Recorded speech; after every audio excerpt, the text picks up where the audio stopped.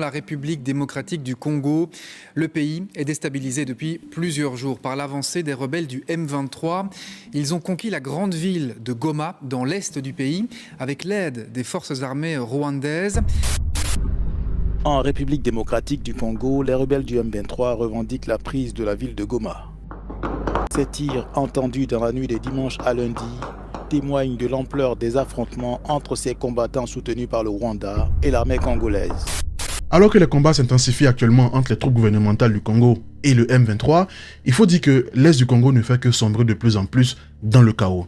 Les leaders du M23 annoncent avoir pris la ville de Goma et annoncent même vouloir monter sur la capitale Kinshasa. Nous allons continuer la marche de libération jusqu'à Kinshasa. Dans le même temps, les autorités congolaises annoncent que les combats ne sont pas terminés, qu'ils prévoient une riposte sans précédent. Riposte vigoureuse et coordonnée contre ces terroristes et leurs parrains est en cours.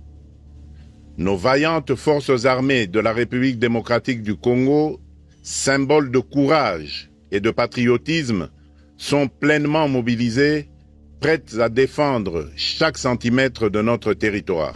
Autant vous dire qu'on est littéralement perdu.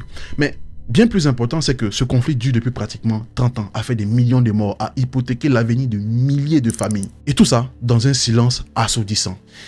Pourquoi ce conflit a duré aussi longtemps? Qui sont les mains qui tirent les ficelles dans l'ombre? Mais surtout, quelles sont les origines de ce conflit? Entre héritage colonial, enjeux économiques colossaux et ingérence étrangère, autant vous dire que la crise qui se passe actuellement à l'est du Congo n'est pas un simple affrontement entre population locale, n'est pas une simple guerre civile. C'est un conflit aux ramifications tentaculaires, vraiment d'un ordre mondial. Dans cette vidéo, on va essayer de décrypter tout ça humblement, essayer de comprendre les origines de ce conflit et essayer de décerner le maximum de contexte. Asseyez-vous confortablement, pas de jus d'orange aujourd'hui parce que l'histoire est vraiment très grave. On se pose et on essaie de comprendre tout ça. Bonjour, je suis Mr. Arès, bienvenue sur ma chaîne YouTube. Ici, on parle de culture afro, d'histoire afro, de géopolitique afro. Si tout ça vous parle, n'hésitez pas à vous abonner. Avant de continuer la vidéo, deux petits disclaimers. Le premier disclaimer, c'est que cette vidéo, je l'ai faite vraiment très rapidement, très rapidement. Donc, je m'excuse d'avance si ce n'est pas très structuré comme d'habitude. Je l'ai faite en cours de semaine. Je suis malade, mais j'ai voulu quand même la faire parce que beaucoup de personnes non congolaises m'ont demandé de faire cette vidéo pour comprendre un peu ce qui se passe là-bas. Parce que les Congolais ont une maîtrise parfaite de ce conflit. Ils pourront même, je pense même qu'ils vont mettre des compléments d'information en commentaire, vont me contredire certains points. Mais les non-Congolais veulent comprendre ce qui se passe réellement. Second disclaimer, c'est que je suis conscient que des leaders politiques, des leaders de fractions armées que je vais citer dans cette vidéo, pour beaucoup, ont une grosse fanbase, ont beaucoup de personnes qui les apprécient. Mais j'ai envie de dire, dans cette vidéo, le but n'est pas de satisfaire l'ego de ceux qui regardent la vidéo ou de satisfaire les envies de certains. J'ai envie de dire que l'intérêt de ces personnes-là est bien moindre que ce qui se passe actuellement à Goma, au Kivu, au Sud Kivu, au Nord Kivu, avec des millions de morts depuis des années. Il faut absolument qu'on en parle. Peut-être que je ne veux pas tout évoquer, mais il faut absolument qu'on se mette au diapason pour en parler au maximum parce que rares sont les personnes qui veulent réellement en parler. Quand les médias en parlent, ils en parlent avec langue qui les arrange. Ceci étant dit, rentrons dans le vif du sujet. Pour comprendre et cerner la crise qui se passe actuellement au Congo, il faut surtout parler de deux événements majeurs dans l'histoire du Congo. En l'occurrence, la guerre de 1997 et la guerre de 1998. Mais ces deux guerres s'inscrivent elles-mêmes dans un contexte qui tisse ses origines durant la période précoloniale, voire coloniale. Donc, vous comprenez donc que pour avoir un maximum de contexte pour ce conflit, pour cette crise qui se déroule actuellement, il serait vraiment pas mal de remonter au moins à la période coloniale pour avoir un peu plus de contexte.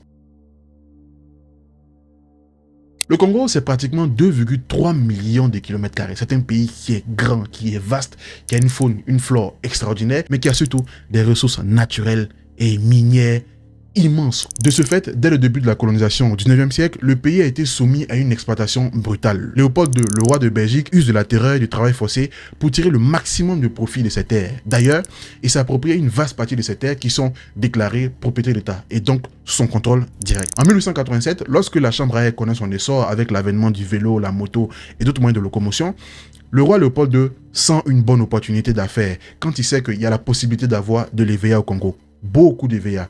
Dès cet instant, il va se lancer dans une course effrénée pour avoir beaucoup de caoutchouc et supplanter la concurrence asiatique. Et pour atteindre cette mission, il va utiliser la force publique congolaise, qui est censée veiller à l'ordre et au respect vraiment de cet environnement colonial. Et ces derniers-là vont perpétrer beaucoup d'exactions sur ordre de Léopold II, parce que tous les Congolais qui étaient soumis au travail forcé devaient respecter un quota d'EVA et d'ivoire à remettre vraiment aux entités du roi Léopold II. Et les personnes qui ne vont pas remettre assez d'EVA vont être enclins à subir des exactions, des abus sexuels, des exécutions et des mutilations. Il y aura un système très machiavélique, très sombre qui sera mis en place pour une personne qui a été réprimandée, qui a été assassinée par les forces publiques. Il faut fournir une main. Et ces derniers vont souvent utiliser les balles à d'autres fins, et pour justifier l'utilisation de ces balles, ils vont couper des milliers de mains de Congolais juste pour satisfaire un homme qui avait envie de s'enrichir. Vous comprenez que dès cet instant dans l'histoire, le Congo était déjà au cœur d'une mondialisation très cynique qui était fondamentalement fondée sur le sang des Congolais. Après le retrait donc de Léopold II, le Congo passe sous la souveraineté de la Belgique, qui après la Seconde Guerre obtient également l'administration des territoires de l'actuel Rwanda et du Burundi. Et cet aspect est très important à appréhender pour comprendre vraiment la déstructuration, l'instabilité socio-ethnique qui va survenir dans cette région appelée la région des Grands Lacs, où vous retrouvez le Rwanda, le Burundi et le Congo. Ainsi, il faut le dire, dans le cadre de leur politique de domination, les Belges vont créer au Rwanda une sorte de politique de diviser pour mieux régner. Ils vont exacerber les tensions entre deux groupes ethniques, en l'occurrence les Hutus et les Tutsis, qui sont en réalité pas des groupes ethniques, parce que ce sont des entités qui parlent la même langue, qui vivent souvent aux mêmes endroits, qui ont souvent une histoire commune très étroite. Mais les Belges vont exacerber les tensions. Ils vont profiter de ça pour diviser. Ils vont créer des critères physiques par rapport à d'autres, comparés à d'autres. Ils vont créer des histoires de peuples qui sont plus intelligents que d'autres. Bref, il y aura de grosses tensions. Et très très vite, il y aura des clivages profonds du côté du Rwanda entre les populations dites Tutsi et les populations dites Hutu. Et ces manipulations belges prennent la forme de déplacements forcés de population entre le Rwanda et le Congo, ce qui nourrit des tensions grandissantes dans toute la région. Et cette fracture artificielle-là va connaître son paroxysme plusieurs années plus tard, en l'occurrence en 1994, avec le génocide des Tutsis au Rwanda. Donc vous l'avez compris, il y avait déjà un climat socio-ethnique qui était déjà très compliqué au Rwanda voisin. Et on a déporté ce problème au Congo en ramenant souvent des Tutsis, en ramenant souvent des Hutus. Mais globalement, le Congo s'est retrouvé face à une situation qui était déjà compliquée de l'autre côté de la frontière, mais qui est désormais présente sur leur territoire. J'ai parlé de cette période coloniale pas pour déjà placer la vidéo dans une position victimaire, mais pour que vous puissiez comprendre que depuis longtemps, le Congo était au cœur de nombreux enjeux. Et surtout pour que vous puissiez cerner les trois facteur majeur du conflit qui est en train de survenir actuellement au Congo. Le premier facteur, c'est un imbroglio identitaire entre des populations Tutsi, des populations Hutu et d'autres populations. Le second aspect, c'est l'importance géostratégique et géopolitique du Congo dans un échiquier de guerre entre grandes puissances. Parce qu'à l'époque de la guerre froide, le Congo a été très important pour les États-Unis et le bloc occidental, et même après, on va dire. Et bien évidemment, le dernier aspect pour moi, c'est le plus important, c'est l'importance géoéconomique du Congo. Parce que pour toutes les nations qui veulent s'asseoir à la table des grands, qui veulent prétendre être vraiment des leaders économiques, il faut passer par le Congo. Et c'est indéniable. Et ce troisième aspect est bien plus important que les deux autres.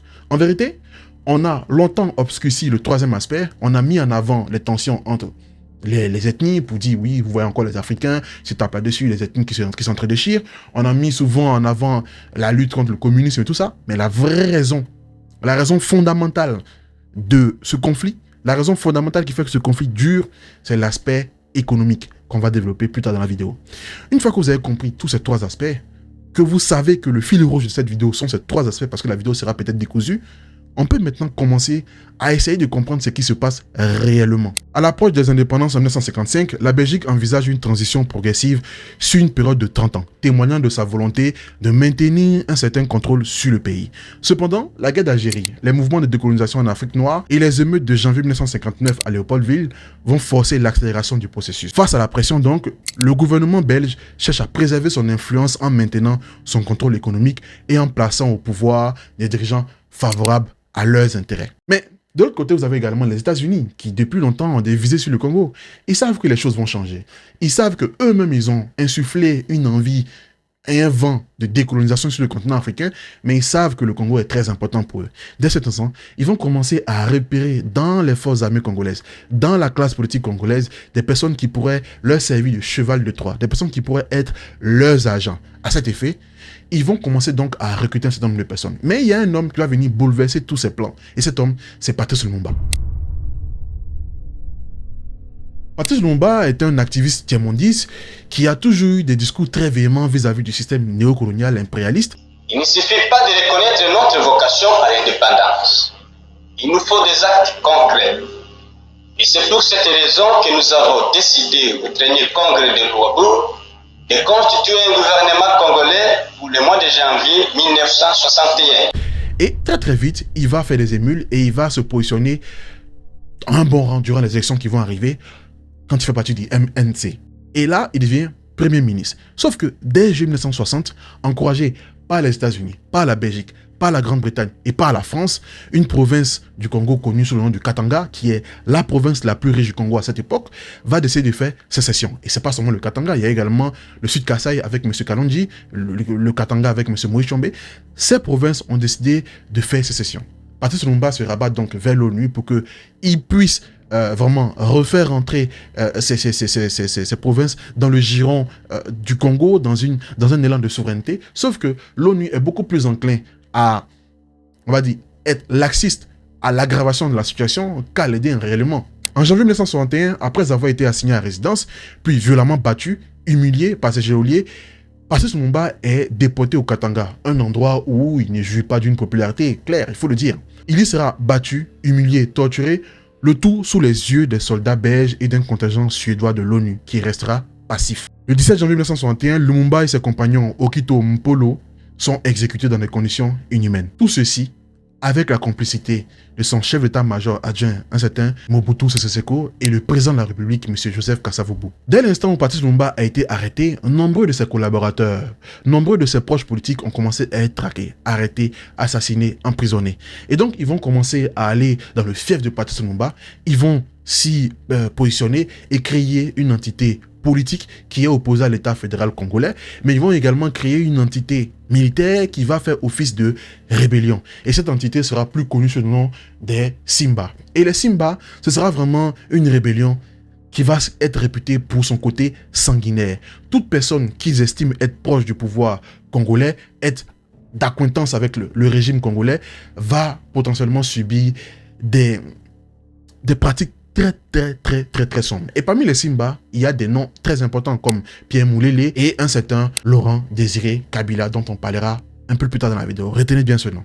Donc, dans ce contexte, on se retrouve donc avec un Congo qui est certes indépendant, mais qui est déjà enclin à beaucoup d'instabilité. Et les Simba gagnent du terrain très vite. Il aura fallu l'intervention des forces armées belges soutenues par les Américains à travers une opération appelée l'opération Dragon Rouge en 1964 pour mettre fin à cette rébellion.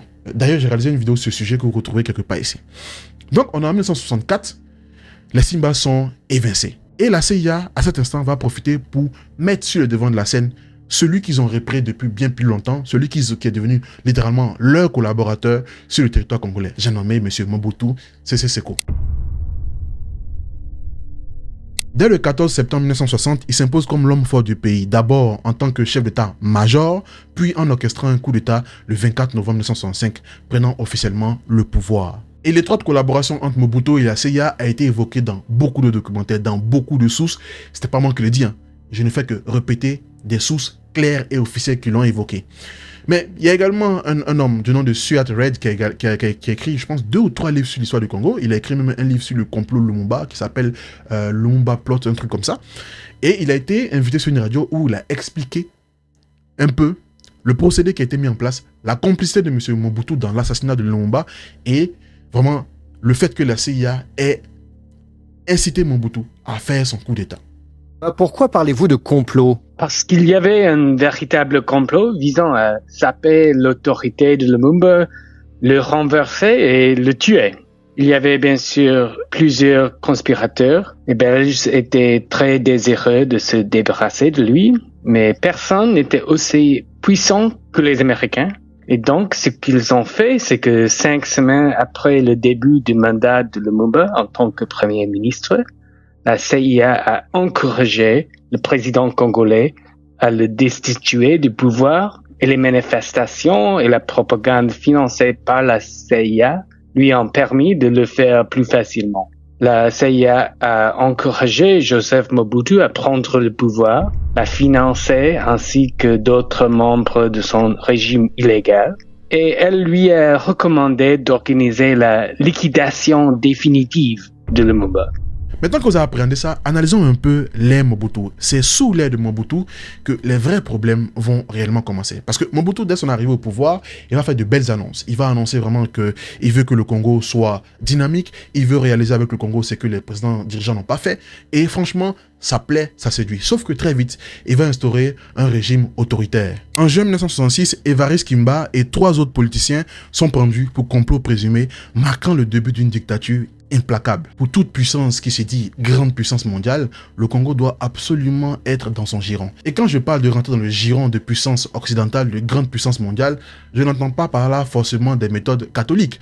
Cela peut se faire par des déstabilisations, cela peut se faire par le placement à la tête du pays des présidents ou des dirigeants qui ont été finement choisis auparavant. Et retenez bien que c'est ça le procédé qui sera utilisé pendant longtemps à la tête de ce pays, hautement stratégique en termes de vue géopolitique, en termes de vue économique. Et le Congo va vraiment subir les affres de toutes ces pratiques-là qui sont manigancées depuis les bureaux de grande diplomatie occidentale. Parce que là, naturellement, on peut se poser la question de savoir pourquoi la CIA et les États-Unis, qui sont à 6000 km de Kinshasa et du Congo, on va dire, s'intéressent autant à ce qui se passe au Congo. L'argument qui sera donné par ces derniers, c'est que le Congo, en tout cas, est dans un positionnement géographique et est dans un contexte temporel où il y a la guerre froide. Et l'affrontement entre le bloc de l'Ouest et le bloc de l'Est, et le Congo est très important. De ce fait, leur implication dans les politiques intérieures et externes du Congo seront fortement motivées par cette lutte contre l'avancée du communisme. Mais en réalité, l'intérêt des Américains pour le Congo n'est pas seulement lié à l'aspect communiste ou la lutte contre le bloc de l'Est ou le bloc de l'Est. C'est lié à des intérêts pécuniaires, ni plus ni moins. De ce fait, Mobutu, qui est leur allié, va être longtemps protégé parce que ils savent que pour maintenir leur pratique, pour maintenir leur envie de bloquer le communisme, parce que c'est réel, il faut également maintenir au pouvoir un président qui est complaisant. Dès cet instant, toutes les tentatives de renversement de Mobutu seront repoussées avec en backstage la CIA. L'exemple parfait, ce sont les 2 guerres du Chaba, 1977-1978, qui ont été repoussées par des troupes étrangères, notamment par des troupes marocaines, mais en réalité, ces troupes marocaines ont été diligentées par une entité qui a été créée sous impulsion de la CIA. Et cette entité, c'est le Safari Club. Le Safari Club, c'était un consortium de pays parmi lesquels on peut citer les États-Unis, la France, le Maroc et bien d'autres pays qui visaient vraiment à maintenir les intérêts du bloc de l'Ouest. Parce que la CIA sortait fraîchement du Watergate. Donc, il ne fallait pas que la CIA soit directement impliquée dans certaines affaires extérieures. Donc, le Safari Club a été utilisé comme vraiment le point d'ancrage pour tous les projets géopolitiques. Et c'est à travers le Safari Club qu'on a envoyé les troupes marocaines au Congo pour aller repousser la rébellion du Chaba. J'ai d'ailleurs réalisé une vidéo sur ça, si je que vous retrouvez quelque part là. En effet, jusqu'au milieu des années 80, malgré quelques petites frictions épisodiques, les liens entre Mobutu et les États-Unis sont très étroits. D'ailleurs, c'est ce qui indique un rapport de la CIA qui a été déclassifié le 3 février 2011, appelé Zaïre Prospect for Mobutu Regime. Et ce rapport stipule que les relations étaient très étroites entre Washington et Kinshasa, avec notamment la diplomatie zaïroise qui était sous tutelle américaine. C'est ainsi que Mobutu réinstaure les relations diplomatiques avec Israël à la demande expresse du gouvernement américain. Le document confirme également que l'intervention militaire zaïroise au Tchad contre Kadhafi et en Angola en soutien à Jonas Savimbi visait avant tout à défendre les intérêts stratégiques des États-Unis. En échange, les États-Unis fournissent à Mobutu l'assurance d'avoir son régime qui sera protégé à la tête du pouvoir. Parce que Mobutu est considéré comme un rempart à l'évolution du communisme dans la région. Très clairement. Premier point, les États-Unis ont clairement dans le viseur Kadhafi. Deuxième point, c'est que les pays aux alentours, en l'occurrence le Congo-Brazzaville et l'Angola, sont d'obédience marxiste. Donc il faut être très méfiant. Donc Mobutu représentait beaucoup pour les Américains. C'était vraiment un rempart au communisme, mais c'était également un allié dans beaucoup d'affaires. Mais autre fait important, c'est que dans ce rapport, Mobutu est défini comme un homme qui est réfractaire à la démocratie et qui profite des tensions et du manque de coordination entre ses opposants pour rester au pouvoir. Mais ce rapport va également donner une une phrase qui sera très prophétique, il faut le dire. Dans ce rapport, il est également stipulé que le soutien de Mobutu à l'UNITA et l'influence croissante de la Libye le long de la frontière orientale du Zaïre pourraient inciter certains pays voisins à soutenir directement les rebelles anti-Mobutu, renforçant ainsi leur capacité à lancer sporadiquement des attaques frontalières. Une dizaine d'années plus tard, Mobutu sera renversé par des entités rebelles, mais qui ne sont pas soutenus par des pays opposés à Mobutu parce qu'il a participé à ce jeu entre le bloc de l'Ouest et le bloc de l'Est. Ces entités qui ont renversé Mobutu ont été soutenues en réalité par les Américains. Donc ceux-là même qui écrivaient dans les rapports que Mobutu sera menacé par des entités nanana, c'est eux-mêmes qui ont financé, soutenu ces entités pour renverser Mobutu. La question qu'on se pose donc c'est comment Mobutu, l'allié indéfectible des Occidentaux, en particulier les Américains, a été renversé avec leur complicité. Pour comprendre ce qui s'est réellement passé, il faut s'intéresser à un des facteurs que j'avais cité un peu plus tôt dans la vidéo. L'imbroglio identitaire dans la région des Grands Lacs qui aura un impact majeur sur le Congo, en particulier le Kivu. Vous avez forcément, durant l'actualité récente, entendu beaucoup parler du Kivu, de Goma. Mais c'est quoi le Kivu? Le Kivu est une région et une ancienne province de l'Est de la République démocratique du Congo. Cette région fut connue sous le nom de Maniema au 19e siècle. La province a été divisée en 1988 en 3 provinces. Le Nord Kivu, le Sud Kivu et le Maniema. Le Kivu est également le nom d'un lac qui est situé à la frontière entre la République démocratique du Congo et le Rwanda. Vous comprenez donc que le Kivu est une région frontalière du Rwanda. De par sa proximité avec le Rwanda, le Kivu sera vraiment l'objet d'un vent migratoire accru de populations venues du Rwanda pendant un bon bout de temps durant l'histoire. Et cette dynamique migratoire a pour beaucoup été orchestrée et organisée par l'administration coloniale belge à travers une entité appelée la Mission d'immigration du Banya-Rwanda créée en 1937. En fait, sous le mandat des Belges, le Rwanda surpeuplé est considéré comme une source de main-d'œuvre pour le Congo voisin. En 1937 est créée la Mission d'immigration du Banya-Rwanda pour organiser des migrations vers le Massissi, un territoire d'environ 350 km². Leur installation se fait de façon croissante et progressive, notamment après la famine du Rwanda, entraînant des tensions avec les populations autochtones. L'installation des Banya-Rwanda s'est déroulée en 3 phases majeures. De 1937 à 1949, une première vague de familles rwandaises s'établit timidement. De 1949 à 1953, la famine du Rwanda entraîne une immigration en 1950 avec plus de 6000 familles rwandaises qui sont recensées dans cette zone. Et de 1953 à 1955, les populations immigrées dépassent la limite initialement définie et s'étendent vers le Ouachali-Mokoto, en territoire burundais, provoquant des tensions avec les populations autochtones. Il faut dire que cette politique migratoire a, en termes de chiffres, engendré la venue d'environ 200 000 Rwandais dans la période coloniale et 100 000 Rwandais après la période coloniale, après 1960 si vous voulez. Donc le Congo se retrouve avec un grand afflux de populations venues du Rwanda, appelées Banya-Rwanda, en référence à leur origine rwandaise. Et il faut dire que comme dans beaucoup de pays africains, cette arrivée va être à l'origine de tensions avec les populations autochtones. Il y aura beaucoup de frictions, il y aura beaucoup de tensions sur les questions identitaires, sur les questions foncières, et l'acte majeur de cette tension sera vraiment la révolte des Banya-Rwanda. Comme vous le savez, il y a eu un vent de volonté sécessionniste sur le territoire congolais, avec notamment le Katanga, le Sud Kasaï, et du côté de l'est du pays, les Banya-Rwanda veulent également faire une sorte de sécession, on va dire, parce qu'ils estiment qu'ils sont stigmatisés, qu'ils sont ostracisés sur des questions identitaires, sur des questions foncières. Mais le gouvernement congolais n'entend pas ça de la même oreille. Le gouvernement congolais voit ça comme une tentative de créer un second État rwandais sur le territoire congolais, ce qui s'entend plutôt. Malheureusement, l'armée congolaise, les dirigeants congolais et des populations autochtones qui avaient déjà ces derniers dans le collimateur vont lancer un vent de répression et il y aura des victimes. Ça, il faut le dire. Et dans ces populations rwandaises qui étaient là à cette époque, pour beaucoup, étaient Tutsis.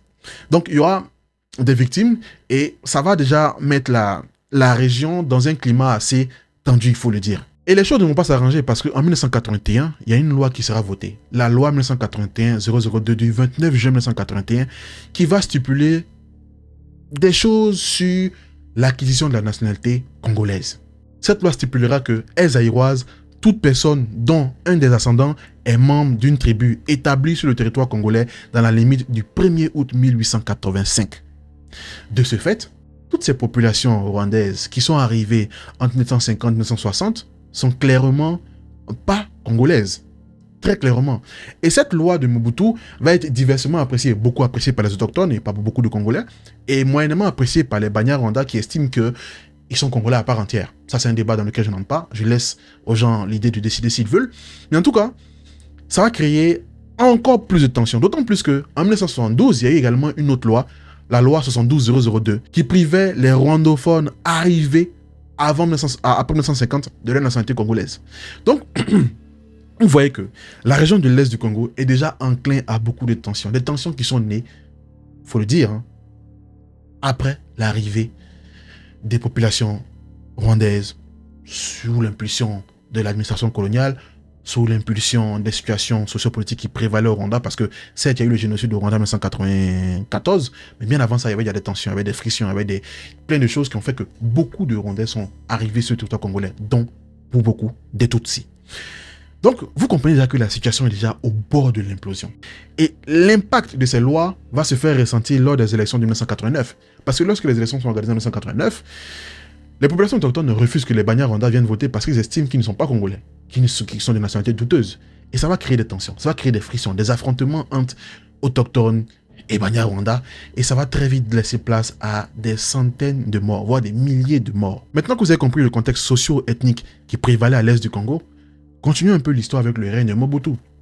Mobutu est à la tête du pays. Il est soutenu certes par les Américains, il est soutenu certes par le bloc occidental, il bénéficie de beaucoup d'aide. En retour, il essaie un peu de cheval de Troie, de hub pour la CIA dans la sous-région. Mais, au cours de l'histoire, les choses vont changer. En 1989, c'est la chute du mur de Berlin. En 1990, le bloc soviétique a explosé. Il y a un nouvel ordre mondial. L'heure de la guerre froide, l'heure de la guerre contre le bloc de l'Ouest, entre le bloc de l'Est et le bloc de l'Est, n'est plus. Il faut maintenant que les Américains reconsidèrent tous leurs petits partenariats, tous leurs petits accords. Et la rente géostratégique, géopolitique que recevait M. Mobutu n'a plus lieu d'être. Il se retrouve donc beaucoup moins utile dans l'échiquier international, dans la politique internationale des Américains. Et là, ça va littéralement rebattre les cartes.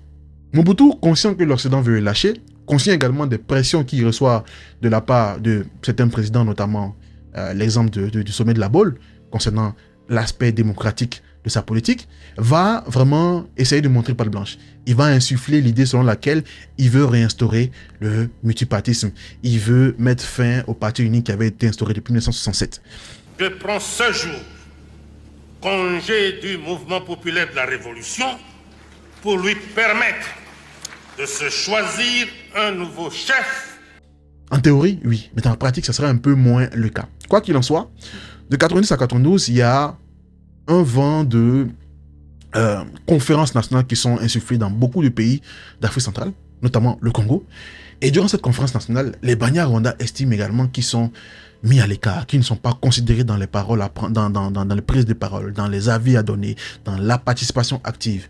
Parce qu'en face, on estime qu'ils ne sont pas congolais réellement. Et ça va dégénérer encore en affrontement. Pour le coup, des Banyarwanda, pour majoritairement des Tutsis, seront assassinés. Donc, la situation s'aggrave de plus en plus. Cependant, au sommet de l'État congolais, les choses vont changer. À cette situation qui est déjà très explosive, viendront s'ajouter des événements extérieurs qui tous mis bout à bout vont causer la première guerre du Congo et vont, dans la foulée, causer la chute de M. Mobutu. En fait, autant Mobutu a été longtemps soutenu par les Américains, les Belges et les Britanniques, autant au début des années 90, la donne va littéralement changer. L'aide au développement et les nombreux prêts qui lui sont octroyés ne sont plus d'actualité. La dette du Zaïre va littéralement exploser. Le stock de la dette passe de 32 à 300 millions de dollars entre 1965 et 1970. Près de 5 milliards en 1980 et près de 13 milliards en 1998. Mobutu est lâché par les Américains, par le FMI, par la Banque mondiale. L'économie du pays est littéralement à l'agonie. Parce qu'il est important de préciser que dans cette vidéo, on peut avoir l'impression que je tire à balles réelles sur Mobutu, mais durant son règne, le Congo a connu une relative stabilité et une relative prospérité économique. Relative. Donc, quand tout ça arrive, et qu'il est littéralement lâché par ses banques, par les États américains, par les États-Unis, par le FMI, l'économie du pays part littéralement en cacahuète. Mobutu, pour endiguer la situation, va même créer une monnaie, mais tout ça va encore déplaire encore plus aux Américains. Et les premiers à quitter le navire, ce sera les Belges. Hein. Les Belges vont le lâcher. Après, les Américains vont le lâcher. Mais la France ne va pas le lâcher. Parce que la France, depuis longtemps, avait envie d'avoir le Congo, la RDC, à l'époque appelée le Zaïre, dans son giron. Avoir un pays d'environ 2,3 millions de kilomètres carrés avec des richesses aussi énormes, ce serait le jackpot.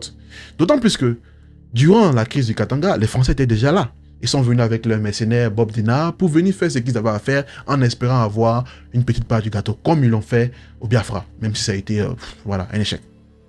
Donc, dans ce sens, Mitterrand va recevoir Mobutu. Il n'est pas contre le fait de créer une coopération avec Mobutu. Son successeur Jacques Chirac sera encore plus enclin à favoriser cette coopération.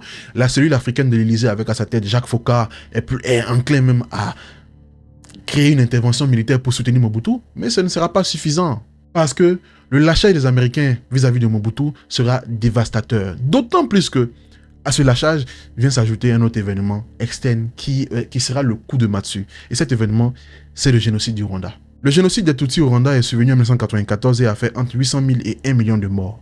Du 7 avril au 17 avril 1994, après l'assassinat du président Juvenal Habyarimana, se déroule le génocide des Tutsis au Rwanda, qui est un des points culminants d'un conflit entre Hutus et Tutsis. Il est également très important de préciser que dans le conflit entre Hutus et Tutsis, il y a également des Hutus qui ont été tués, beaucoup de Hutus. C'est vrai que vraiment, le point culminant, ça a été le génocide des Tutsis par les Hutus, mais il y a eu beaucoup de Hutus qui ont été tués par notamment une entité appelée le FPR, qui faisait depuis quelques années la guerre au pouvoir Hutu. Et cette entité a pour parrain un certain Yoweri Museveni, président de l'Ouganda voisin. Et l'un des leaders de ce mouvement est un certain Paul Kagame. À cette époque, il allait aux États-Unis pour faire une formation militaire. Quand il revient, il vient vraiment au moment où les combats battent le plein. Et il sera de ceux qui vont finalement battre l'armée rwandaise qui est fortement constituée de Hutus. Et le FPR arrive au sommet du pouvoir. Cependant, il est important de préciser une chose. À l'issue de ce génocide, il y aura 2 millions de déplacés rwandais, dont 1 million et poussière vont aller s'installer au Congo. Donc, on se fait une petite mise à jour. Il y a déjà le Congo, où il y a beaucoup de frictions entre autochtones et populations venues du Rwanda, qui sont majoritairement Tutsis à cette époque. Et on se retrouve dans une situation où l'avènement des Tutsis au pouvoir au Rwanda va faire que de nombreux Hutus, environ 1 million, vont débarquer sur le territoire congolais, plus précisément à l'est du Congo. C'est comme si on avait des tensions entre deux populations et qu'on a pris ces deux populations, qu'on les a ramenées dans un autre territoire. Vous imaginez bien que la situation qui était déjà délétère au Rwanda a été déplacée juste au Congo. Et ça va faire aggraver la situation à un point que vous n'imaginez pas. Parce que parmi les 1 million et poussière d'Hutus qui ont fui, majoritairement Hutus qui ont fui le Rwanda, il y a des Interamwe. Cette milice-là qui était chargée de massacrer les Tutsis. Cette milice-là qui travaille à la botte du pouvoir Hutu. Et donc, ça va créer beaucoup de problèmes. En fait, dès le départ, beaucoup de Congolais ont été très méfiants parce qu'ils voyaient à travers ce projet des envies expansionnistes de Rwanda. Ils voyaient à travers ce projet des tensions qui allaient survenir dans les années à venir. Beaucoup de Congolais, dès le départ, ont commencé à tirer la sonnette d'alarme. En soi, ces réfugiés sont arrivés, ils ont créé un camp de réfugiés ici, ils sont installés. L'idée ici n'est pas de dire que l'arrivée des réfugiés était une mauvaise chose. En temps de guerre, si on peut accueillir des réfugiés, il est important de le faire. Le problème, c'est que ces réfugiés Hutus, majoritairement civils, sont mis dans un camp de réfugiés. Ok? Il n'y a pas de problème, c'est dans le coin. Le président rwandais a commencé à lancer des invectives à l'encontre du pouvoir congolais en leur disant qu'il faudra absolument démanteler ce camp de réfugiés parce qu'à l'intérieur, il y a des Interamwe. Et que ces Interamwe, ces membres de l'armée, pour certains, dans certains cas, ou ces milices de l'Interamwe, sont une menace pour la stabilité du Rwanda et vont perpétrer des actions contre le pouvoir rwandais. Donc, il faut absolument démanteler ce camp. Ce qu'il faut comprendre, c'est qu'entre Mobutu et le régime rwandais, c'est pas forcément l'amour fou, parce que Mobutu était très proche de Habyarimana. Ils étaient partenaires d'affaires même. Donc, on demande au président du Congo de rapatrier des réfugiés qui ont fui un pays. Je ne saurais l'analyser. Quoi qu'il en soit, la requête des Rwandais n'est pas forcément bien accueillie. Ils vont donc décider eux-mêmes sous prétexte qu'il y a des entités qui sont une menace pour eux, d'aller eux-mêmes les chercher, d'aller eux-mêmes, si besoin, démanteler ces camps de réfugiés. Ça, c'est vraiment l'idée qui est donnée de base. Je n'ai pas dit qu'ils l'ont fait, je dis bien que c'est la menace qui est en suspens. On comprend donc que, avec l'alibi du fait qu'il y ait des Hutus menaçants sur le territoire congolais qui pourraient revenir attaquer l'État rwandais, les Rwandais, en tout cas le nouvel État rwandais, envisagent de venir au Congo, sur le sol congolais, pour venir attaquer ces derniers. Cependant, on est dans une dynamique où la politique internationale est très scrutée, Attaquer, prendre des troupes rwandaises et attaquer des troupes sur le territoire congolais, en droit international, vous savez ce que ça veut se dire. Hein? Donc, il faut trouver des subterfuges, des méthodes beaucoup plus fines. Ça tombe bien, parce qu'à cet instant, Mobutu, qui a fait pratiquement 30 ans au pouvoir, s'est fait beaucoup d'ennemis. Et parmi ces ennemis, il y a un certain Laurent Désiré Kabila, qui faisait partie même déjà des Simba. En fait, avant de parler de Kabila, il faut comprendre le contexte qui prévalait. Les Américains ont lâché Mobutu, ok? Ils l'ont lâché parce qu'ils n'ont plus besoin de lui dans le jeu géostratégique, il coûte cher, on l'a lâché sous prétexte qu'il ne respecte pas la démocratie, qu'il est un président autoritaire, criminel, despote, chose qu'il a soit jamais été, ou il a soit toujours été. Sauf que c'est maintenant que les Américains l'ont vu. Quoi qu'il en soit, il a été lâché. Mais les Américains, je vous l'ai dit, je vous le redirai, je le dirai toujours, ne sont pas au Congo parce que c'est une histoire géostratégique. Ils sont au Congo parce que les richesses du Congo sont importantes dans ce contexte de mondialisation. Donc dans leur cartographie, il faudrait redéfinir la cartographie. Les frontières que nous on voit ne sont pas forcément les frontières que les grands pays voient. Il faudrait donc démembrer le Congo de cette province ultra riche et l'agréger à un pays qui serait stable. Je rappelle également que dans notre langage, la stabilité n'a pas le même sens pour ces pays. Pour nous, stabilité, c'est un pays où le président est là, il n'y a pas de guerre, l'économie est plutôt florissante, les choses se passent bien. Pour eux, stabilité, ça veut surtout dire avoir un homme qui est à leur botte, qui est à la tête du pays, qui tient le pays d'une main de fer et qui est assuré de rester longtemps pour qu'ils puissent faire leurs petites affaires. Mobutu ne remplit plus ses cases. Déjà, il est malade, donc il ne peut plus tenir le pays d'une main de fer. De deux, économiquement, c'est chaud. Et clairement, ils n'ont plus intérêt à le soutenir. Ils vont se rabattre sur un autre homme dans la région des Grands Lacs, Yoweri Museveni. À cette époque, Kagame est encore ministre de la Défense, donc il n'est pas encore le dirigeant du Rwanda. À travers Yoweri Museveni, ils vont donc lancer ce fameux projet-là de rebattage des cartes. Les frontières congolaises que nous on voit jusqu'à présent, ont déjà depuis 1996 été décidées autrement. Cette région du Kivu, qui a des minerais importants, je rappelle quand même qu'en 1996, c'est l'avènement en 93-94 du téléphone portable dans le monde entier. Le téléphone portable, ça marche avec quoi? Du coltan, du cobalt et tous ces minéraux. Les appareils électroniques, ça marche avec quoi? Tout ça. On les trouve à 70%, voire 80% sur le sol congolais. Vous pensez réellement que les Américains allaient laisser ça? Non. On ne s'entend plus avec Mobutu. On ne va pas lui laisser tout ça. À partir de cet instant, ils vont parrainer le Rwanda et l'Ouganda pour lancer des opérations, pour aller s'accaparer de toutes ces petites richesses-là. Mais il faut trouver un alibi. Il faut trouver une face, une couleur congolaise, pour que ça donne l'impression dans les médias d'une guerre civile entre Congolais qui se tapent dessus. Alors qu'en réalité, c'est une guerre qui est financée depuis bien loin, avec des parrains occidentaux, avec des parrains régionaux. De toutes les façons, dans le XXe siècle, pour moi, les guerres civiles, ça n'existe pas. Toutes les guerres qui sont passées ont des ramifications étrangères. Bref. Ce qui se passe donc, c'est que il y a les fonds, il y a l'argent, il y a l'armement qu'il faut, mais il faut trouver des Congolais qui vont faire le sale boulot. Parmi eux, on peut citer M. Massou Ningaba, leader du mouvement révolutionnaire de la libération du Zaïre, MRLZ, M. André Kassé Ngandou, leader du Conseil de résistance pour la démocratie, le CNRD. On peut citer également l'Alliance démocratique du peuple, M. Bouguera et M. Bizima Karaba. Et bien évidemment, M. Laurent Désiré Kabila. Donc, on prend tous ces hommes qui veulent renverser Mobutu, on leur demande de s'associer tous pour créer une entité qui va s'appeler l'Alliance des forces démocratiques pour la République démocratique du Zaïre, parrainée par le Rwanda, l'Ouganda, avec pour grand parrain les États-Unis. L'AFDL est donc créée avec tous ces leaders-là, avec derrière ces grands parrains qui financent, qui mettent à disposition tout ce qu'il faut mettre. Mais un premier problème se pose, la question du leadership. Parce que M. Ngandou, chef militaire et principal instigateur du ralliement de la milice Maï Maï, occupe une place de premier plan. En face, vous avez également M. Laurent Désiré Kabila, figure incontournable. Et là, dans ce cas de figure, c'est le destin ou bien un coup de pouce au destin qui va décider. Parce qu'en janvier 1997, M. Ngandou meurt dans des conditions quelque peu louches. Après ce décès, le leader évident, c'est M. Laurent Désiré Kabila. Et M. Laurent Désiré Kabila, comme leader, c'est l'affaire parfaite. Parce que, ici connaît, la guérilla, il a déjà fait, de 1. De 2, il n'est ni Hutu, ni Tutsi. C'est un mec du Katanga.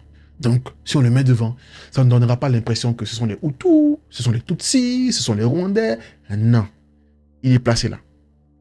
Et dès cet instant, va commencer à se mettre en place vraiment la dynamique révolutionnaire, la dynamique de rébellion. Il faut également rappeler qu'à cette époque, Mobutu est fragilisé. L'économie congolaise est aux abois. Les soldats ne sont pas continuellement payés, voire même pas payés, alors qu'en face, Kabila, les gens de la FDL ont des dollars à donner aux jeunes. Kabila, de base, est très charismatique. Kabila sait s'exprimer devant les gens. Donc, il n'a pas de mal à séduire les jeunes Congolais qui vont finalement être appelés les Kadogo à le rejoindre. Donc, le rang de la FDL va se remplir. Et à partir d'août, septembre, octobre, va commencer vraiment l'offensive pour monter sur Kinshasa. Au bout de 7 mois, ils arrivent à Kinshasa et M. Kabila devient président. Kabila est accueilli avec un fort enthousiasme parce qu'après pratiquement 30 ans de régime, le Congolais a envie de renouveau. M. Kabila semble avoir donné certaines assurances. On a envie d'y croire, il y a de l'espérance. Mais il a les fesses en 2 chaises, pour parler poliment.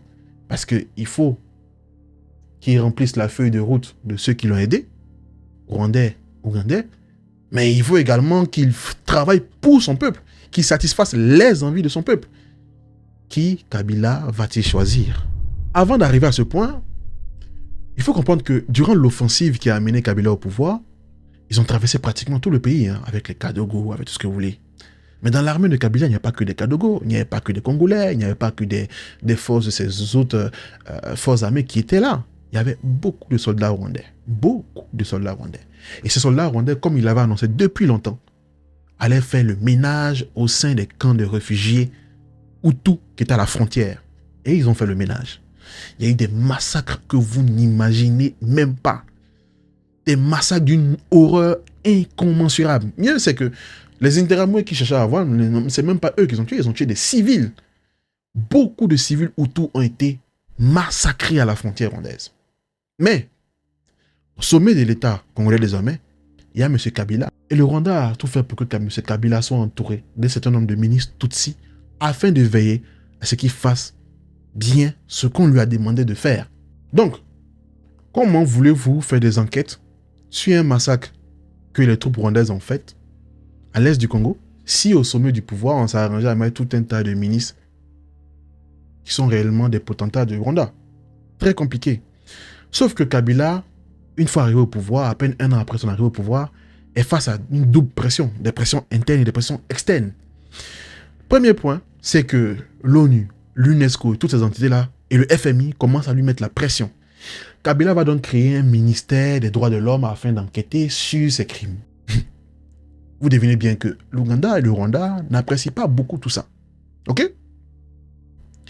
Deuxième point, c'est que pour donner l'assurance à son peuple qu'il est avec eux, il va effectuer un remaniement ministériel.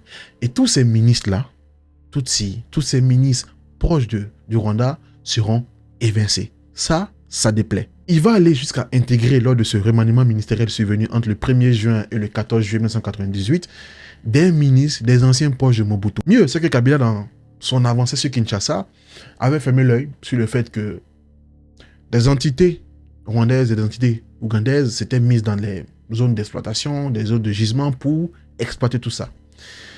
Cette même année 1998, là, il met fin à tous ces fameux contrats, il fait du nettoyage. Et mieux, c'est que cette même année-là, il va donner le coup de grâce. Il va dire qu'il ne veut plus de troupes étrangères. Étrangères, c'est qui? Rwanda et Ouganda. sur son territoire. Ces troupes doivent repartir dans leur pays. Alors que dans l'armée congolaise, en tout cas dans son armée, il y avait des hauts gradés rwandais. Dans les hautes instances, il y avait des Rwandais. Sur le terrain, il y avait des soldats rwandais. Il a dit qu'il ne veut plus qu'ils repartent chez eux. Et là, les Rwandais, les Ougandais n'étaient pas contents. Il leur fallait trouver une excuse pour être en tension avec Kabila. Ils ont clairement dit qu'ils reprochaient à Kabila le fait qu'il s'acoquine avec certaines fractions qui étaient sur le sol congolais et qui déstabilisaient la souveraineté du Rwanda.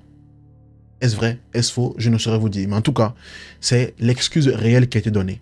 Et comme par hasard, je dis bien, comme par hasard, dans la foulée, il y a eu une nouvelle rébellion qui est née à l'est du Congo et qui avait pour but de renverser Kabila. Je dis bien, comme par hasard. À partir de cet instant, commence la seconde guerre du Congo en 1998.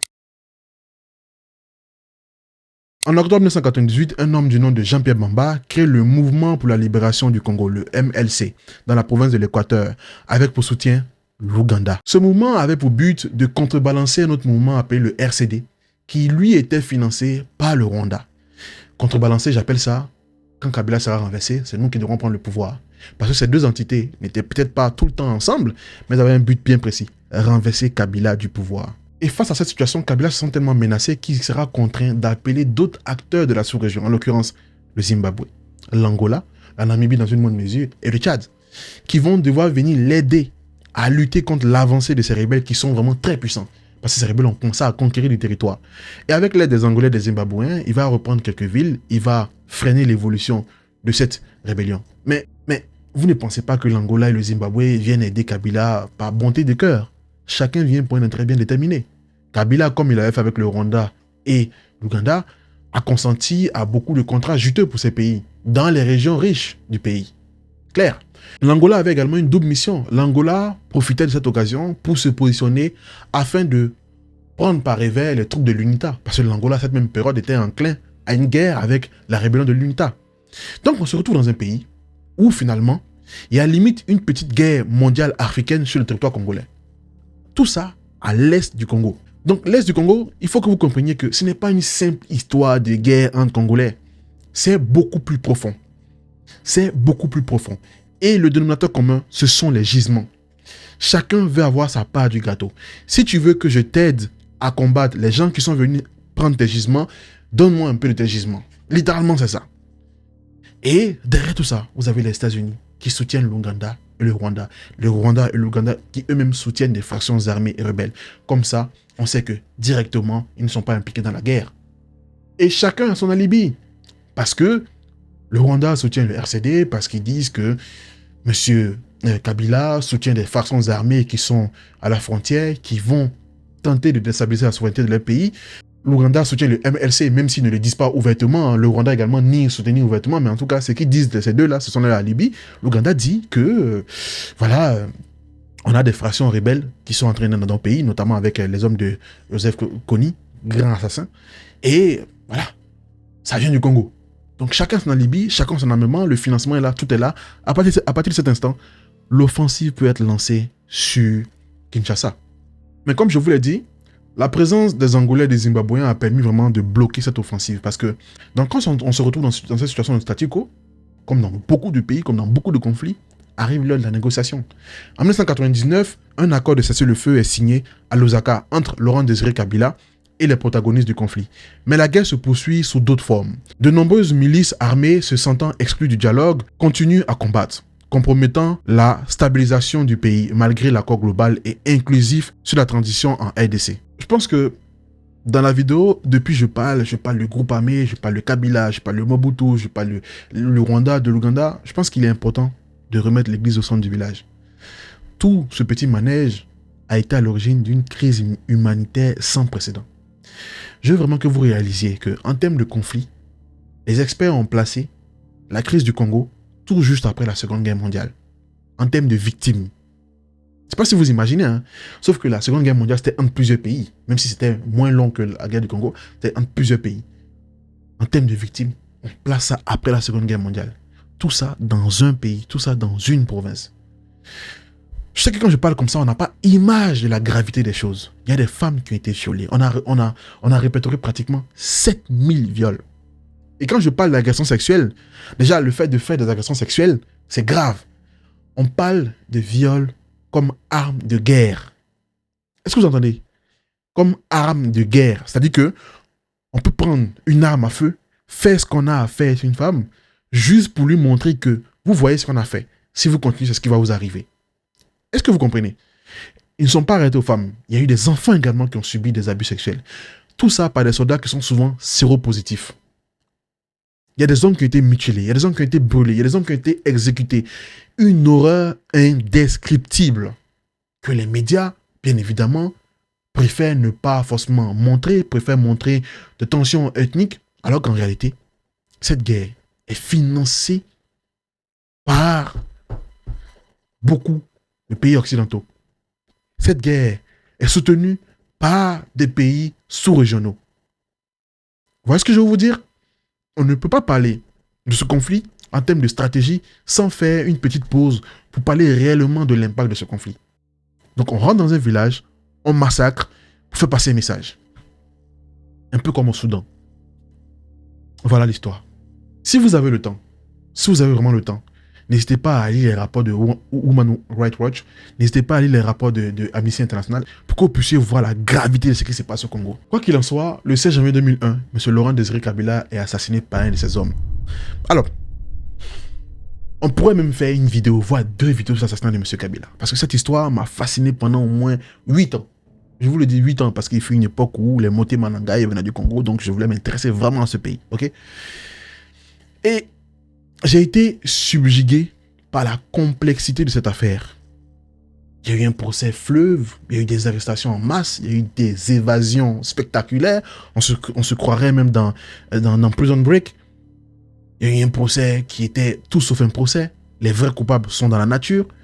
Mais l'assassinat de M. Kabila, loin d'accuser directement le Rwanda et l'Ouganda de le punir de ce qu'il a fait, recèle de connivence, de ramifications tentaculaires avec des motivations très très sombres. Parce que l'assassinat de M. Kabila a impliqué beaucoup de personnes. Vous n'imaginez même pas le nombre de personnes qui étaient impliquées, le nombre de relations qui étaient vraiment créées pour éliminer ce monsieur. Parce que en peu de temps, il s'est fait beaucoup d'ennemis, voire autant d'ennemis que M. Mobutu durant ses 30 ans, façon de parler. D'abord, il est arrivé dans un pays où il y a certes beaucoup de gisements de coltan, de cobalt, de nickel, de tout ce que vous voulez, mais il y a un pays aussi, c'est un pays où il y a beaucoup de diamants. Et la filière diamantifère était historiquement aux mains des Libanais.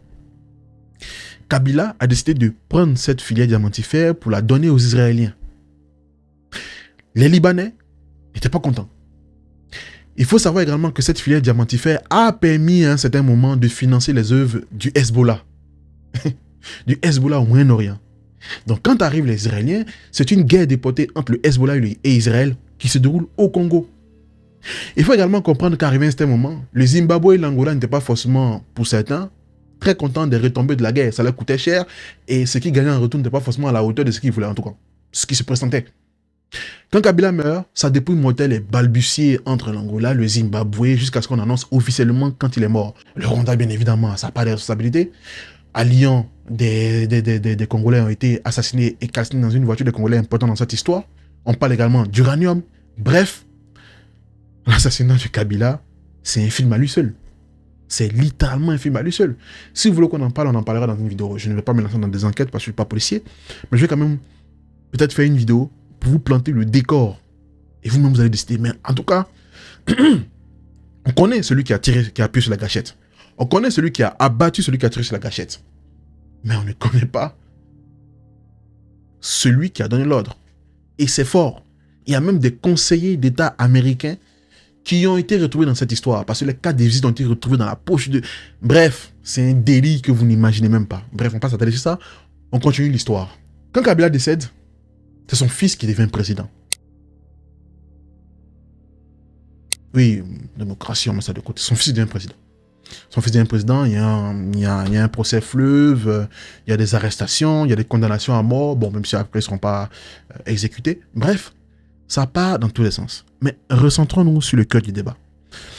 Quand Kabila arrive à la tête du Congo, il est choisi pour être président. Discret, il connaît un peu le terrain, parce que pendant que son père faisait la guerre aux rebelles, il était lui-même sur le terrain.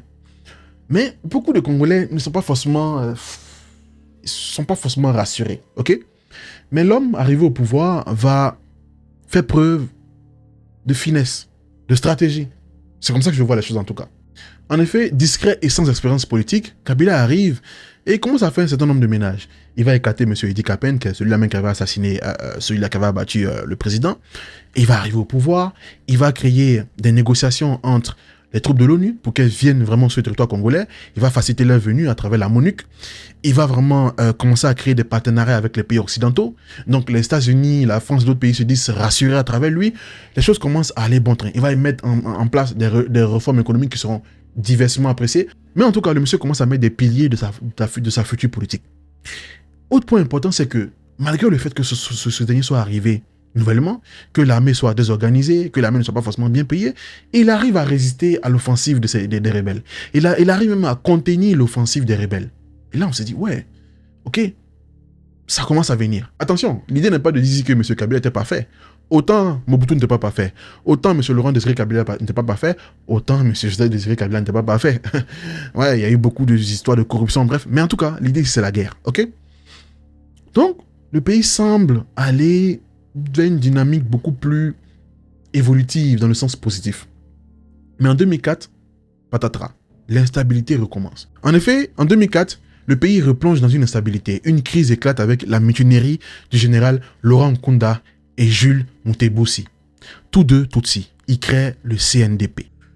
Des généraux qui décident de créer leur milice pour faire la guerre au pouvoir. Ils sont ethniques Tutsis. Est-ce qu'ils ont des ramifications avec le Rwanda? Pour l'instant, je ne vais pas vous le dire. On le verra dans la suite de la vidéo. Donc le CNDP va commencer donc à gagner du terrain également, à faire sa guerre, en plus des factions rebelles qui étaient déjà sur le terrain. Donc on se retrouve au Congo avec une multitude de factions armées. Celles que je cite là sont les plus importantes, mais il y avait au moins une vingtaine de factions armées qui chacune combattait pour sa petite poche. Parce que la vérité, c'est que ces factions armées ne se battaient pas pour des idéaux politiques.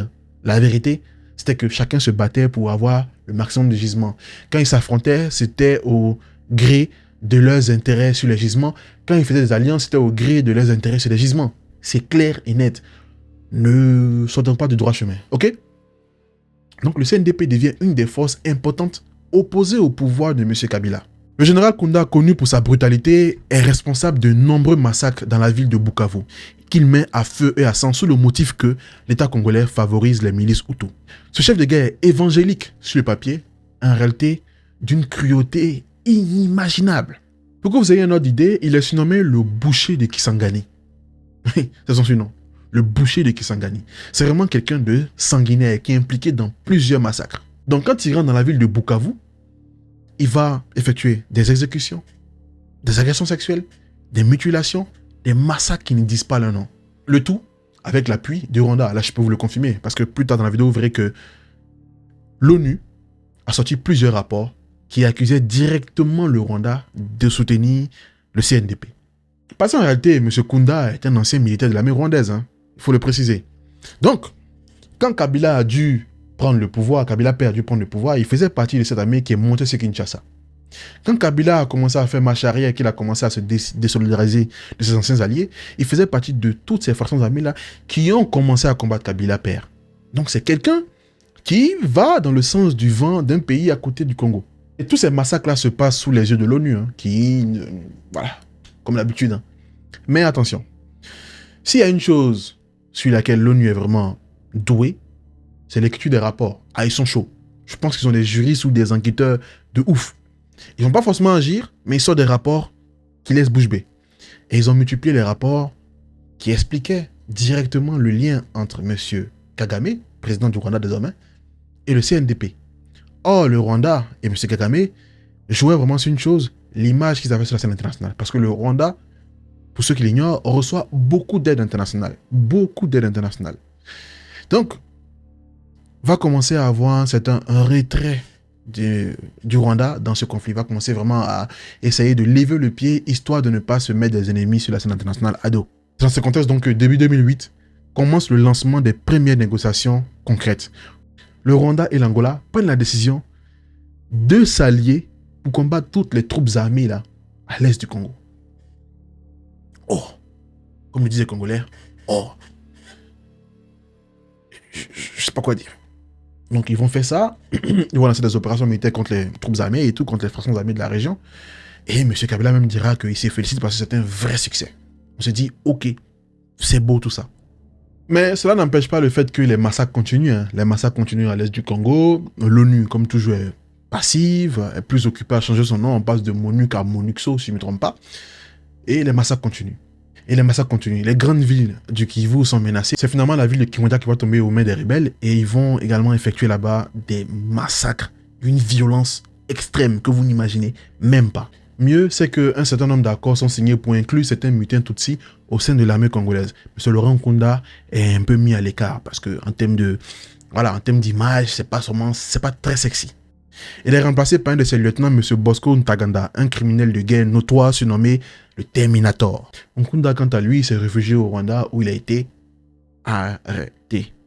Et dans cette même lancée-là, en 2009, sera signée une série d'accords de paix qui stipule beaucoup de choses, dont le fait qu'un certain nombre de portefeuilles ministériels soient attribués aux hommes du CNDP. Vous voyez donc que c'est le CNDP qui est devenu l'entité phare sur la scène politique et militaire, on va dire, du pays. Donc, sur cette base-là, on s'est dit qu'un certain nombre de portefeuilles sera attribué aux membres du CNDP. Mais dans la pratique, ce ne sera pas le cas. Quoique, l'État congolais va quand même fermer les yeux sur le fait que le CNDP est sous sa coupole certaines régions riches du Congo, on va dire, certaines villes, certaines provinces à l'est du pays. Jusque-là, c'est une sorte de j'ai vu, j'ai pas vu, mais je te laisse faire. On se dit, ouais, c'est calme. Pendant ce temps, les factions rebelles prolifèrent dans la région. Les massacres continuent, même si c'est pas forcément de la même ampleur, continuent, c'est pas forcément très médiatisé. Mais c'est dans cette même période que va naître une entité que vous avez forcément connue durant ces derniers jours, qui s'appelle le M23. En fait, il faut appréhender un peu le contexte dans lequel le M23 naît. Je n'ai pas toutes les infos, tout le contexte, mais l'un des événements phares, ce sont les élections de 2011 qui sont survenues au Congo. Les élections présidentielles et législatives en même temps. Ces élections vont donner gagnant M. Kabila fils. Sauf que il y a de forts doutes de fraude électorale.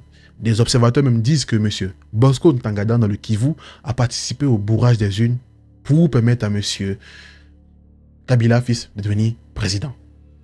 Ce qui se passe donc, c'est que M. Kabila, une fois arrivé au pouvoir, veut se débarrasser de cet allié encombrant.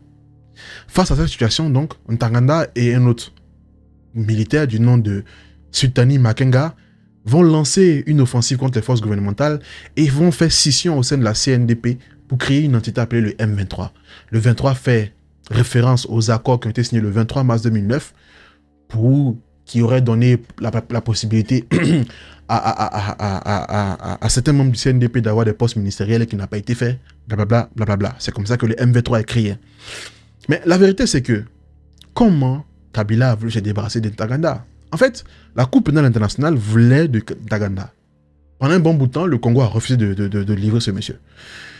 2011-2012, monsieur Kabila commence à être ouvert à cette idée. Et ça, Ntaganda, bien évidemment, ne veut pas. D'autant plus que le chef de guerre, Thomas Lubanga, a été condamné et M. Jean-Pierre Bemba est, lui, en attente de son jugement. Donc, il n'a pas envie d'aller dans cette logique. Ça sera un des éléments déclencheurs de la nouvelle guerre qui va s'opérer en 2012. Et là, les forces du M23 vont connaître une offensive, mais fulgurante. Ils vont commencer à gagner des villes, bien évidemment soutenues par qui vous savez. Ils vont prendre beaucoup de villes. Ils seront même à 50 km de Goma, capitale du Kivu. Ok? Ils vont même réussir à prendre Goma pendant un court instant. Ce qui se passe, c'est que c'est le coup de tonnerre inimaginable. Les États-Unis sanctionnent le Rwanda. Ils suspendent leur aide militaire. Le FMI suspend une aide d'environ 130 à 100 millions de dollars. Je vous ai dit que ce pays reçoit beaucoup d'aide. Et là, on s'est dit, mais attends, les États-Unis qui ont toujours soutenu le Rwanda décident là de ne plus les soutenir. Qu'est-ce qui se passe? Et c'est là que j'en viens au point culminant de cette histoire. Parce que depuis le début de l'histoire, je vous ai parlé de l'aspect ethnique, je vous ai parlé de l'aspect géopolitique important du Congo, je vous ai brièvement évoqué l'histoire des gisements. Mais c'est maintenant qu'on va rentrer vraiment dans le cœur du sujet.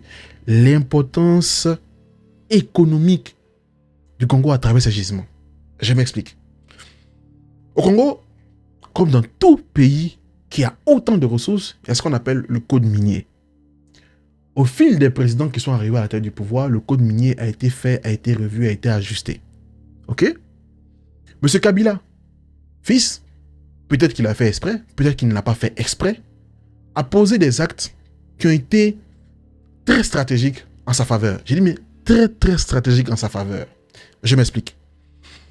Depuis le début de cette vidéo, je vous parle des entités importantes dans le conflit congolais, notamment l'aspect ethnique, il faut le dire, les ethnies, les dirigeants politiques, les bureaux de diplomatie occidentale. Mais le cœur des guerres au Congo, ce sont les multinationales. Et ça, il faut le dire. Quand M. Léopold II décapitait, coupait les mains des Congolais, c'était toujours pour une multinationale qui était à sa botte. Quand en 93-96, on va dire, la première guerre du Congo est survenue, quand on a donné l'excuse de venir pour chasser les Hutus qui sont sur le territoire congolais, la vérité, c'est qu'on était à une période où le téléphone portable connaissait un essor. Le coltan, le cobalt allait chez qui? Chez les multinationales. Donc, à cette époque, en 2012, là, bien évidemment que Kabila a peut-être compris qu'il faut faire avec les multinationales. Parce que quand j'entends multinationales, il faut comprendre que les multinationales ne réagissent pas seules. Tous les grands États occidentaux soutiennent les multinationales comme ils peuvent le faire. Ils peuvent donner des prêts, ils peuvent favoriser l'acquisition de marchés, vous le savez. Donc les multinationales, c'est clairement important. Sauf que, comme M. Kabila est arrivé au pouvoir en 2001, il a décidé d'une loi qui a choqué plus d'un, qui est limite passée comme inefficace, comme même contre-productive. Il a baissé les redevances des multinationales. Il a créé tout un tas de lois qui les met dans une posture très favorable. Et ce, pendant pratiquement 20 ans. Donc, pendant pratiquement 20 ans, ces multinationales étaient assurées d'avoir des conditions très favorables. Parce que les multinationales sont accusées au Congo de participer à cette guerre. Pourquoi? Parce qu'elles participent souvent au commerce illégal de minerais. Parce que quand quelqu'un acquiert des minerais de façon illégale, une entité, une entreprise digne de ce nom ne doit pas l'accepter. Mais les multinationales l'acceptent. Ce qu'il faut également comprendre, c'est que la situation au Congo, avant que Kabila n'arrive, était suffisamment stable pour que les multinationales puissent signer des contrats avec l'État congolais, mais était suffisamment instable pour que les multinationales puissent, en backstage, en souterrain, en background, prendre des minerais acquis illégalement. Donc, pour les satisfaire, il fallait créer des conditions où, dans la légalité, ce serait très avantageux pour eux. Et c'est ce qui, M. Kabila fils, a créé à travers cette loi. Et il leur garantissait pendant 20 ans cette inquiétude. Et ça n'engage que moi. C'est mon analyse à moi. Je pense que quand on sait que notre multinationale, dans la légalité, n'a rien à perdre, on n'a aucun intérêt à aller soutenir une quelconque entité de façon illégale. Et comme par hasard, en 2012, les États-Unis ont sévi. On dit non, arrêtez au Rwanda. On a suspendu les aides, le FMI a suspendu les aides, plus de support militaire. Et comme par hasard, effet domino, le M23 a été fragilisé. Et là, les hommes de Kabila ont réussi à battre et à repousser le M23. Voilà comment M. Kabila, peut-être volontairement ou involontairement, a réussi à battre le M23. Et en 2012, le M23 a été repoussé du Congo. Il y a eu une déflagration, ils se sont dispersés, on n'entendait plus parler du M23, littéralement. À ce stade-là, le Congo avait fait fort. Ok? Sauf que, en 2018, on s'est dit, bon, M. Kabila au pouvoir, et bien évidemment, à l'est du Congo, il y avait toujours des petites frictions, des offensives, des choses, mais en tout cas, globalement, l'entité phare, le M23, avait été mise hors d'état de nuit par M. Kabila et son armée. En 2018, on se demande est-ce que M. Kabila va se présenter, est-ce qu'il va pas se présenter. Finalement, il ne se présente pas. C'est M. Félix Tshisekedi qui arrive au pouvoir. Vous savez, j'ai un principe, je ne parle pas des présidents en activité parce que j'estime déjà qu'on n'a pas assez de recul, parce que j'estime que ce n'est pas forcément nécessaire et parce que je suis l'enfant de quelqu'un. Mais ici, j'ai parlé de M. Kagame. Et j'essaye au maximum d'apporter des illustrations, des preuves pour que vous puissiez voir son implication ou pas. Je ne le fais jamais, jamais. Je ne mets jamais mes sources en description parce que j'estime que dans notre communauté de créateurs de contenu africain, il y a une quantité de personnes qui ne sont pas dans une dynamique de création, qui ne veut pas avoir de la créativité, qui ne veut pas avoir de la valeur ajoutée. Ils passent le temps à copier les miniatures, les titres, les sources. Il ne fait aucun effort. Alors que vous qui regardez nos vidéos, vous pouvez gagner beaucoup à ce que chacun apporte son point de vue, chacun apporte sa valeur ajoutée, chacun apporte ses sources, chacun apporte sa touche. Et c'est comme ça que vous vous retrouvez avec beaucoup de choses et vous prenez le mieux. Quand on prend les mêmes contenus qu'on se répète entre nous, ça n'a aucun intérêt. Donc, c'est la raison pour laquelle je ne mets jamais mes sources en description. Ok? Mais pour le Congo, j'estime que si quelqu'un veut copier, veut le faire, qu'il le fasse. Parce que le but dans le cas du Congo, il faut qu'on en parle au maximum, au maximum. Parce que ce n'est pas les chaînes qu'on connaît qui vont en parler comme on a envie qu'on en parle. Donc, je mettrai la majorité de mes sources, de mes liens en description, pas tout, parce que j'ai pas tout là, et puis j'ai des livres aussi que j'ai utilisés. Je vais essayer de mettre le maximum. J'ai peut-être une centaine de liens, je vais essayer de mettre minimum 50 pour que vous puissiez vraiment poser 2-3 jours pour lire. Ok? Donc, on arrive donc en 2018, M. Kabila ne se présente pas. C'est M. Félix Tshisekedi qui devient président du Congo. M. Félix Tshisekedi est le fils d'un éminent politicien congolais. M. Félix Tshisekedi, quand il arrive au pouvoir, il promet de faire du Congo une Allemagne, un pays dynamique. C'est un homme qui a un capital sympathie énorme à cette époque. Il est mignon, il est frais, il porte de belles montres, Audemars Piguet, Philippe Patek. Il y en a assez, Congolais, frais, soignés, pas de souci. Le problème qui se pose, c'est qu'il vient à la tête d'un pays qui est aux abois, qui est face à une guerre qui a fait pratiquement 5 à 6 millions de morts à cette époque. Si je ne me trompe pas, peut-être que les chiffres me trompent. Et il a un positionnement qui est assez complexe à comprendre. Je ne vais pas critiquer parce que pour moi c'est facile. Je suis dans mon canapé ici, je vous fais des vidéos, après je vais manger mon riz, je dors. Alors que lui, il a quand même en charge un pays qui a pratiquement 6 millions de kilomètres carrés et des millions de personnes qu'il doit gérer. Attention, il ne faut pas minimiser le rôle des gens. Franchement, il est dans une tâche très difficile. Il doit renflouer les caisses. Il y a du boulot, ok? Cependant, c'est assez compliqué à comprendre. M. Félix Tshisekedi arrive et je n'ai pas compris. Parce que je suis beaucoup l'histoire du Congo. Je vous dis que j'ai beaucoup d'amis congolais. Je lui dis, Congo, c'est un pays qui me plaît beaucoup, tu vois. C'est un pays où, avec le Cameroun, c'est des pays que j'ai envie d'aller visiter, où j'ai même envie de vivre, ok? Et à cette époque, je vois que M. Félix Tshisekedi fait beaucoup de vidéos où il apparaît avec M. Kagame. Je me rappelle même, il y avait une cérémonie en l'hommage de son père, si je ne me trompe pas, M. Kagame était au Congo. Je me dis, ok, why not? Ils sont très proches, il appelle même mon frère. Why not? Mais est-ce que c'est un bon message qu'on apporte à ses compatriotes quand on sait que vos compatriotes qui vous ont voté ont pour beaucoup perdu leur frère indirectement ou directement à cause de ce monsieur? Ça pose déjà un problème. Deuxième point, c'est que M. Félix Tshisekedi arrive à la tête d'un pays qui a une armée qui est désorganisée. Les soldats ne sont pas bien payés, il faut le dire. Regardez le salaire d'un soldat congolais et regardez le salaire de députés, de ministres et tout. C'est vrai que ces deux professions n'ont pas vocation à avoir les mêmes salaires, mais il faut quand même assurer un minimum. Venez en France, regardez un militaire dans la rue. Vous avez envie d'être militaire parce qu'il est déjà bien vêtu, il a les armes qu'il faut, on met des structures à son service, on leur donne même souvent des logements. Je ne dis pas que ce n'est pas le cas au Congo. Je dis juste que quand on est dans un pays qui est en proie à une guerre qui est interminable depuis des années, il faut quand même se mettre au diapason sur ce plan. Je me rappelle une fois, je parlais avec des amis congolais sur le jeu de la francophonie qui est organisé au Congo. Je leur disais, ils m'ont dit que je suis trop dur. Je leur ai dit, c'est pas nécessaire d'organiser ce jeu. Parce que le message que vous envoyez aux Congolais qui sont à l'est du Congo, c'est que pendant que nous on meurt, vous êtes en train d'organiser une fête. Le budget de l'armée devrait être augmenté. Devrait être mis vraiment à son maximum parce qu'on est dans une situation d'urgence avec des millions de morts. On sait très bien que dans le voisinage, ça va se compliquer. C'est resté comme ça. On a commencé à copiner avec le M23. On a commencé à rediscuter avec eux. C'est l'échec de ces discussions qui a fait que le M23 est revenu sur le devant de la scène en 2020, 2021, 2022, si je ne me trompe pas. Et ces derniers ont commencé à refaire des offensives. Des offensives. Et comme chaque année, 1 ou 2 fois par an, on voyait dans les médias, le M23 a massacré tant, a massacré ci. Parce que ça, c'est la partie que nous, on voit. Mais chaque jour, il y a des morts.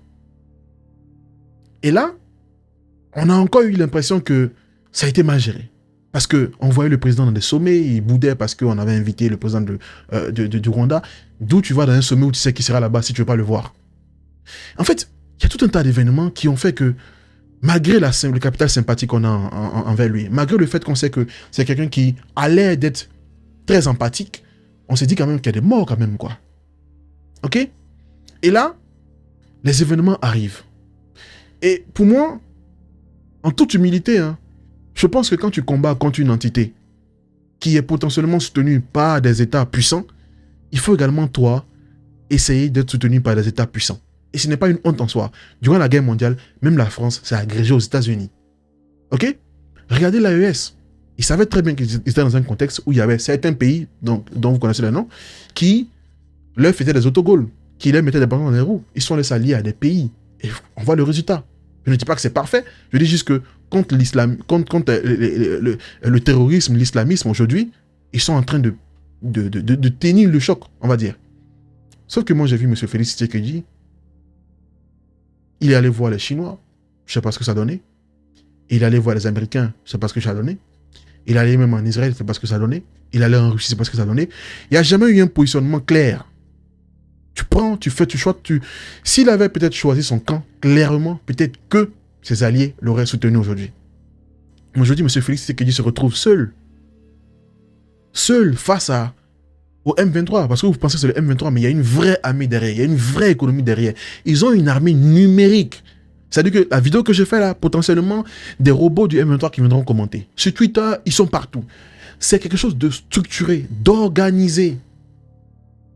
Et là, M. Félix Tshisekedi se retrouve dans une situation très compliquée. J'espère qu'il va trouver les alliés qu'il faut pour pouvoir combattre cette entité. C'est un peu décousu, hein, mais c'est ce que je pense vraiment. Loin de moi l'idée de critiquer un président qui se bat pour son pays, mais mettez-vous à la place des Congolais qui perdent leur famille et qui voient à la télévision le président qui va à des sommets, qui organise la journée de la francophonie, qui... Voilà. Rien que dans l'imaginaire, on doit améliorer les choses. Le Congo ne doit absolument pas tomber aux mains de mains bizarres. Clairement, c'est un pays trop important, trop de richesses. Et il y a quand même des êtres humains qui y vivent, quoi. Je pense que ça fait 30 ans, pratiquement, que des gens meurent dans un silence assourdissant parce que ce conflit dure, parce que les personnes qui sont censées décider de la fin de ce conflit, ils gagnent pour beaucoup. Donc, théoriquement, il n'y a aucun intérêt à ce que ce conflit s'arrête. Aucun intérêt. D'autant plus que M. Kabila, avant de quitter le pouvoir, il a fait marche arrière sur les avantages qu'il avait donnés aux multinationales. Ça, il faut le dire. Je vous mettrai le lien également en description. Il a fait marche arrière sur ces avantages. Donc, les multinationales ne sont plus enclins à soutenir le Congo comme ils le soutenaient. Donc, leurs pays ne sont plus enclins à soutenir le Congo comme ils le soutenaient. L'histoire du Congo me rappelle une histoire, l'histoire de la Sierra Leone, avec les diamants. À cette époque, les diamants, c'était vraiment le petit nectar, quoi. Et pendant que les Sierra Leonais mouraient à coups de centaines de milliers de personnes, voire de millions, beaucoup d'entités occidentales, beaucoup d'entités internationales, beaucoup de multinationales s'enrichissaient avec le diamant de la Sierra Leone. Mais à un certain moment, on a mis pression. On a créé une traçabilité au niveau des diamants. On a même créé le concept de diamant de sang pour pouvoir changer les choses. Sauf que dans le cas du Congo, c'est tellement différent. Pourquoi? Parce que à l'époque, la Sierra Leone avait beaucoup de diamants, mais il y a également l'Afrique du Sud, il y a également la Guinée à côté, également beaucoup de pays. Dans le cas du Congo, le coltan vient à 70% du Congo. Donc cette transition énergétique qu'on a organisée, cette écologie, les Tesla, les téléphones, les petites voitures électriques, les subventions qu'on met pour acheter des voitures électriques, ne peuvent marcher qu'avec les minerais qui viennent du Congo. Et comme par hasard, un pays voisin du Congo est devenu le premier exportateur de ce minerai quand on sait que dans son sous-sol, il n'a pas ce minerai. Où il trouve ce minerai en fait? Où il trouve ce minerai? En fait, loin de moi l'idée de faire des vidéos pour invectiver des pays. Vous savez très bien que je suis contre les vidéos à vocation à créer des tensions entre les pays. Mais là quand même, les gars, il faut quand même mettre un peu d'eau dans son vin, être objectif et regarder la réalité en face. Et malheureusement, je suis pessimiste, hein, ça ne va pas changer. Parce que cette situation arrange trop de personnes. arrange trop de personnes. Je me suis bridé dans cette vidéo parce que je sais qu'il y a des choses qui ne sont pas bonnes à dire. Et je vais faire attention aux sources que je vais mettre en description parce que il faut faire attention à ce qu'on met à disposition. Vraiment. Vraiment, hein. J'espère que cette vidéo vous aura aidé à comprendre un peu ce qui se passe. Elle a été faite de façon très décousue, j'en suis conscient. J'ai commencé le jeudi soir après le boulot, vendredi soir après le boulot, samedi un peu passer la journée dessus pour réorganiser un peu les idées. On est dimanche là, il est quelle heure? Il est midi, je tourne. Je vais essayer de la sortir aujourd'hui. On parle d'une vidéo qui a fait pratiquement 1h40, voire 2 heures. Soyez indulgents, ok? Et puis, pas de commentaires à insulter les ressortissants d'autres pays. Franchement, je ne consomme pas ça sur la chaîne, ok? Si je vois, je vais masquer, ok? Restons courtois et puis essayons de changer les choses, ok? Voilà.